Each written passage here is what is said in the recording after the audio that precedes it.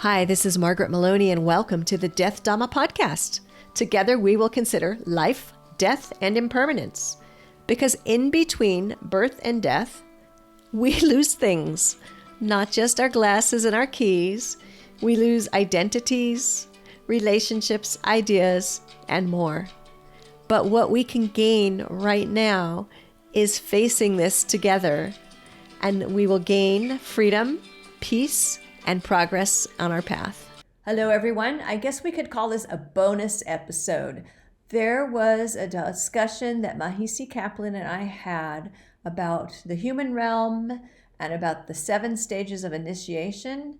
And while they might not exactly fit in with our theme for the season of impermanence, I really thought that I wanted to share it with all of you. And so this is a bonus episode, and I hope that you find it as helpful as I did. Thanks for being here. And I suppose there are individuals who can experience the luminosity without having had intensely difficult things in their lives. I do believe that those people exist, but I think that for most of us, we need that grit to come into our oyster shell to develop that pearl. In terms of different layers of consciousness that exist, the human realm is considered to be, possibly you already know this, considered to be quite special in Buddhism in that we have access to all other realms from this realm. Yes. So we do see heavenly realms in the human realm, and we do see Devas. They're your Miami beach bods lying on yachts with oiled up skin and glittering white teeth and that's a great comparison. And Rolex watches, and you look at them, you think, God, why? Their lives look so amazing. Right, that's the life. And they are fundamentally Devas. That's a great analogy. The problem with that community of beings is they're not very wise. Truth. In the sense that they're not seeing the bigger picture. They're not recognizing the impending death, basically, that they're facing.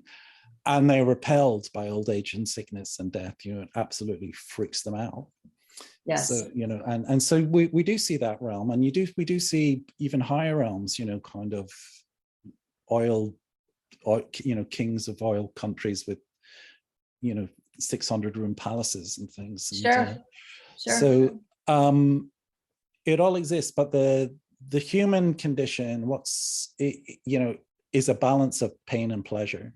And that is the great opportunity, is to be able to find this, sense of freedom that I've kind of alluded to in the midst of this kaleidoscopic process of pain and pleasure impacting us. But we are very pain averse as a culture. I've in some of these spiritual forums or Kundalini forums, the slightest kind of itchy nose or pain, everyone starts freaking out. Yes. Oh, I have to go take an aspirin. Yeah. I have to go take a decongestant. It's like, okay, just give it a minute. Yeah, in a sense, there is a toughness to this, and there's certainly a toughness to the Buddhist approach to spirituality, which is to do with turning to face what's occurring. Yes. And open to it, and if you're not comfortable with it, it's because of it's not that there's an issue with what's occurring, it's your interpretation of what's occurring. Constantly got this opportunity to grow in your capacity to interpret with right view, right understanding what's occurring, as opposed to wrong view and misunderstanding, which then is what all the reactivity that we see in the world is about. It's not that I should never have had to deal with anything difficult. It's not that I should never have to be sick. It's not that I should never have to get old. And it's not that I should never have to die. That is the natural order of things.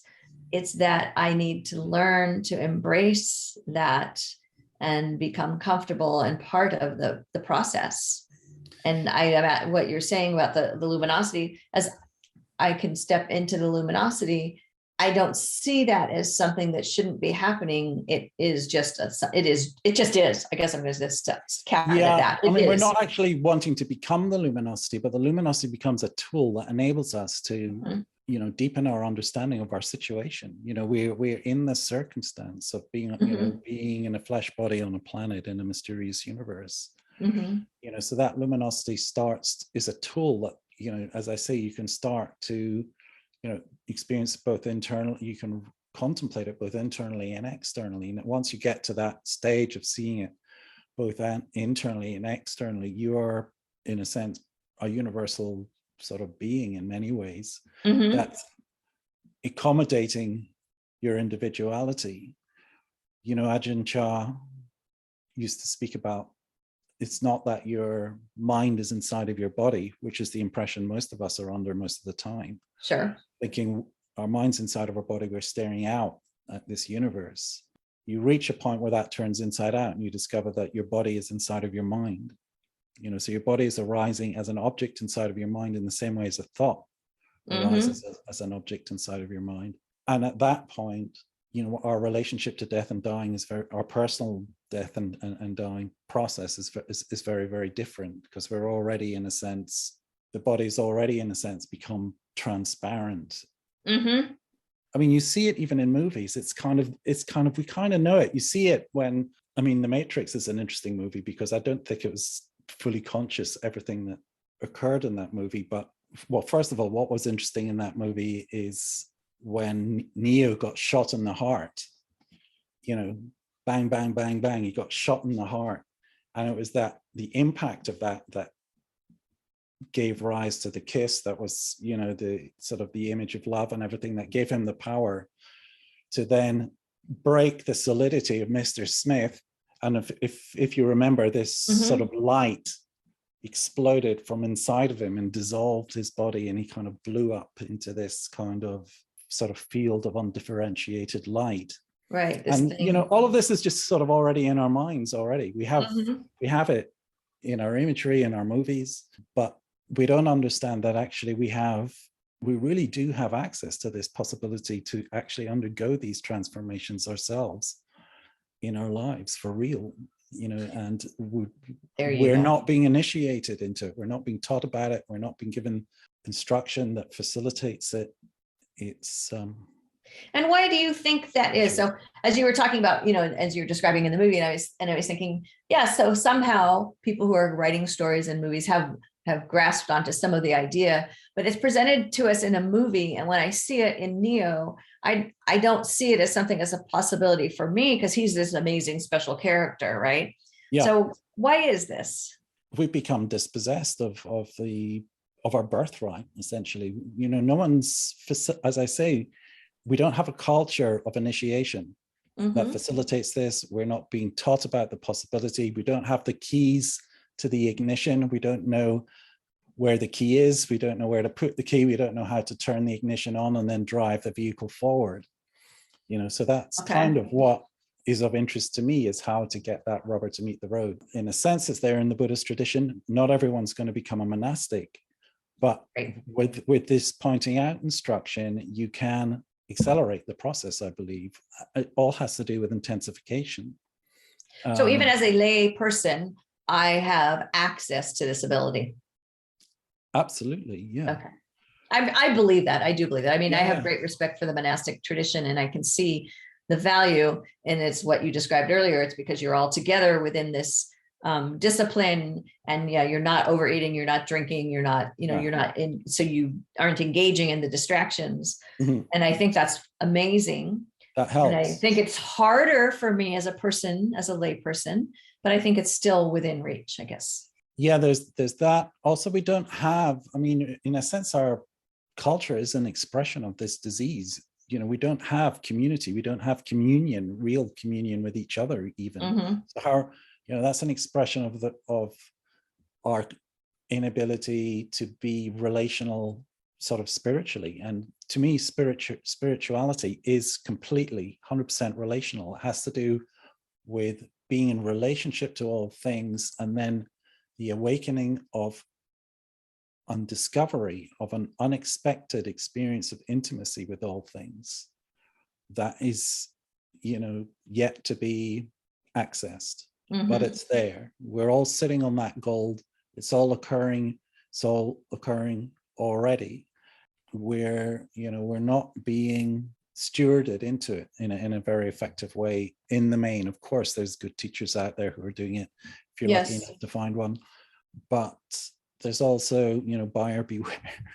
I mean, I have no interest in trying to exercise any kind of governance, particularly over what's happening, because it's all got its place. You know what I'm saying? What does concern me, I suppose, is when, particularly with my own tradition, is when, particularly in the sort of mindfulness scene, which has really become an industry, where people, in a sense, are putting themselves forward as representative of the Buddhist tradition in its totality, and I don't believe they're really representing it. And as you're saying that, and I'm thinking, well, and you said, everything has its place, and it's true, because in theory, we're all here at different levels. And if you add, the idea of rebirth into the mix, we're all here, and possibly some returning, some not, but, possibly returning, and with the opportunity to deepen each time.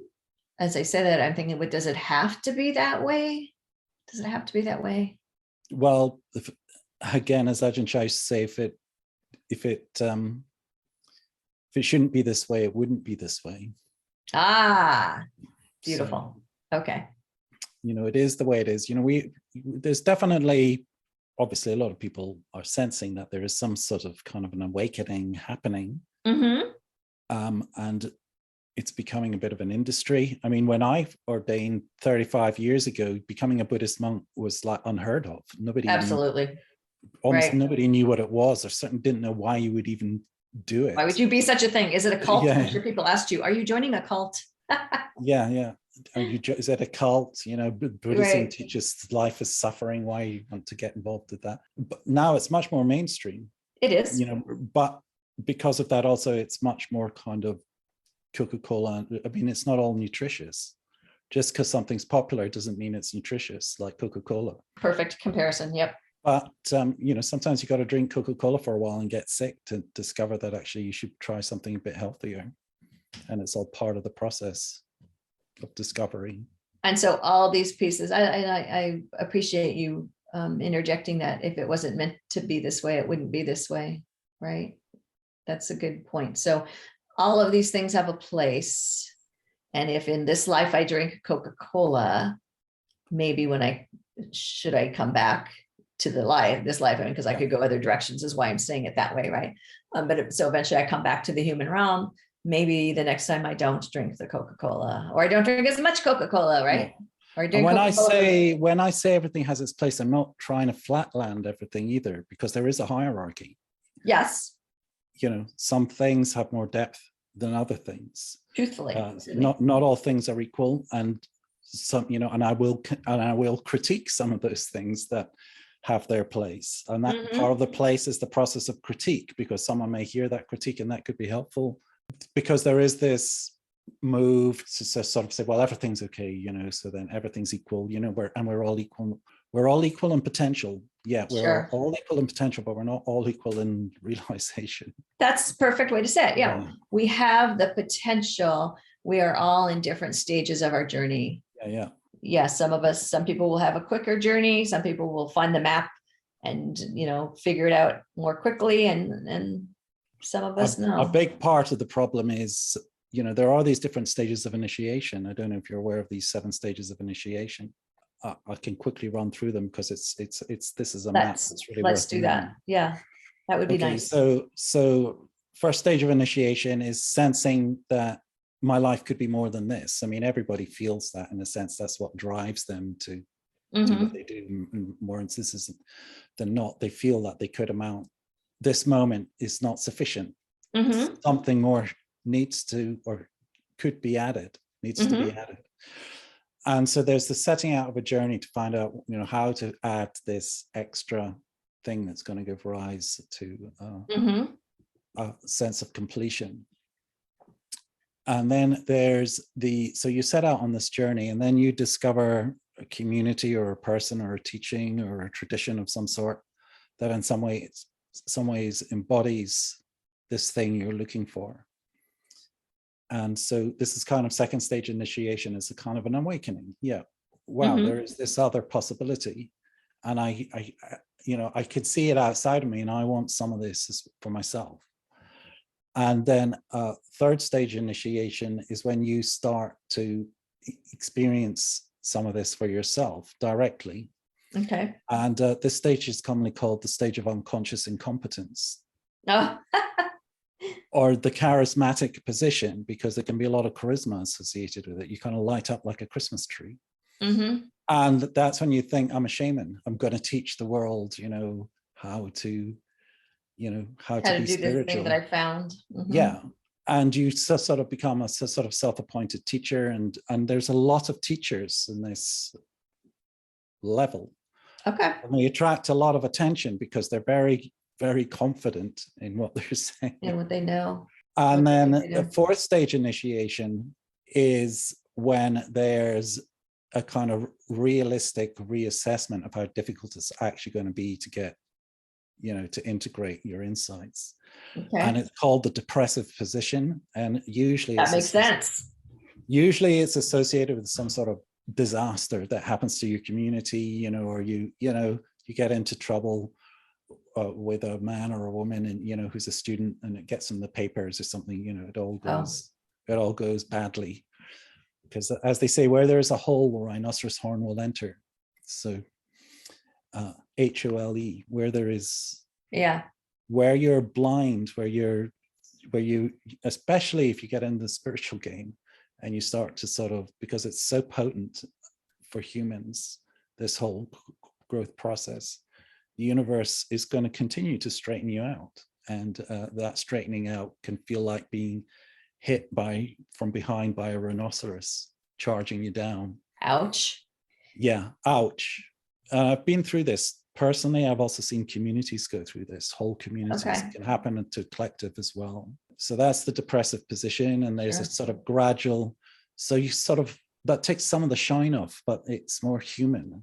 It's not as godlike, but it's more realistic, more human. It's got more human warmth, more modesty about it, a bit more allows for the presence of uncertainties as opposed to being overconfident. Mm-hmm.